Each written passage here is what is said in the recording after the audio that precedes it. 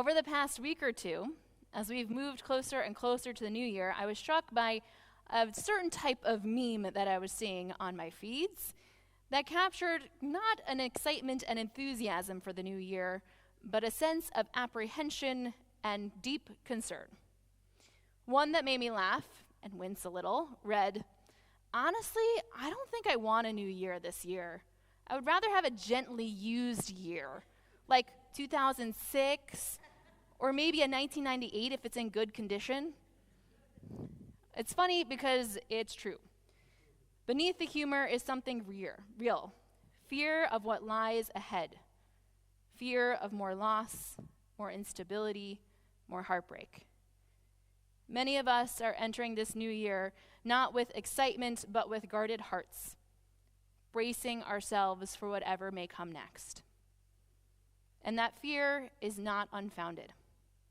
We live in a world that feels fragile and overwhelming. The scale of suffering globally, nationally, personally, can leave us feeling small and powerless. There are moments when hope feels naive, even irresponsible. Which is why I find it so striking that in this week's Torah portion, Vayechi, hope emerges not in a moment of triumph, but in a moment of deep vulnerability. Jacob is nearing the end of his life. He's in a foreign land, far from the home he loves. He's surrounded by sons who have repeatedly disappointed him through violence, betrayal, and moral failure. And yet, in the midst of offering his final blessing, Jacob pauses and declares, "L'shuatecha kiviti Adonai."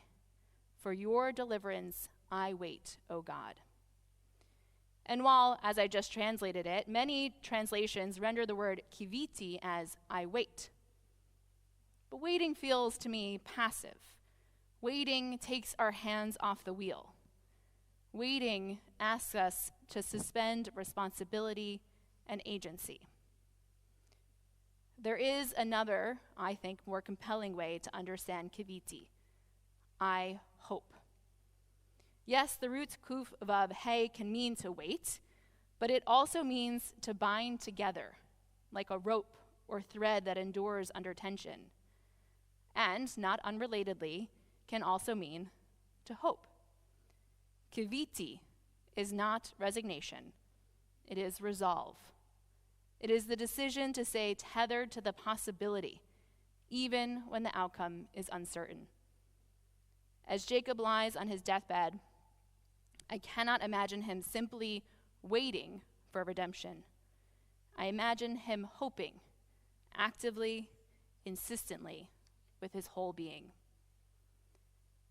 That same root gives us a word we know well.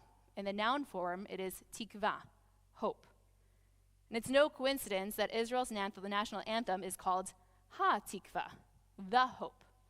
Not the promise, not the guarantee, the hope.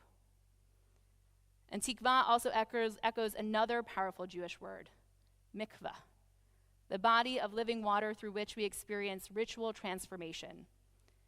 In a mikvah, nothing about the world outside has changed, but we emerge changed.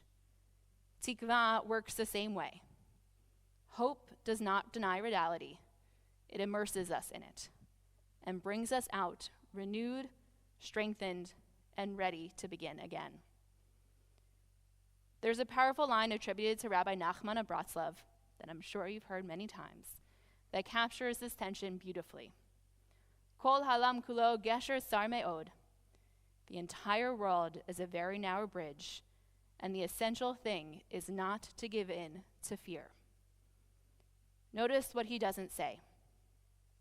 He doesn't say that the bridge will widen. He doesn't say fear will disappear. He acknowledges that the bridge is narrow, that fear is real, but he insists that fear does not get the final say. In our own cultural language, that same idea was captured by none other than many of our own personal rabbis, Taylor Swift. She's quoted as saying, "To me, Fearless is not having fears. Isn't not having fears. It's not that you're not afraid of anything.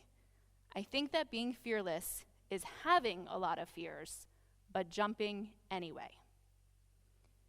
Being fearless is choosing to do the right thing, to do the thing anyway, even while you are afraid. And maybe, Taylor, if you're listening, someday she'll write a version of Reb Nachman's words. A rabbi can dream. We try. Because Judaism does not demand optimism. It demands responsibility. Hope is not the belief that everything will magically turn out well. It is the refusal to disengage. Midrash Bereshit Rabbah teaches everything is bound up with hoping. Suffering is bound up with hoping. Redemption is bound up with hoping. Hope, our rabbis suggest, is not a detour around suffering. It's what allows us to move through it without becoming hardened or numb.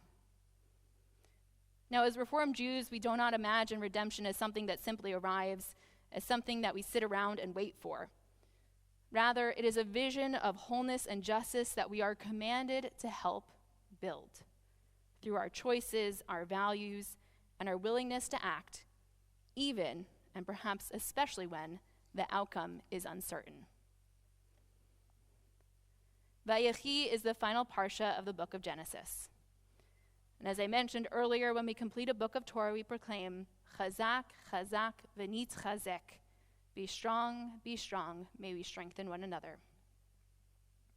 So as we stand on this narrow bridge, aware of our fear, but unwilling to be ruled by it, we pause to breathe and to gather strength.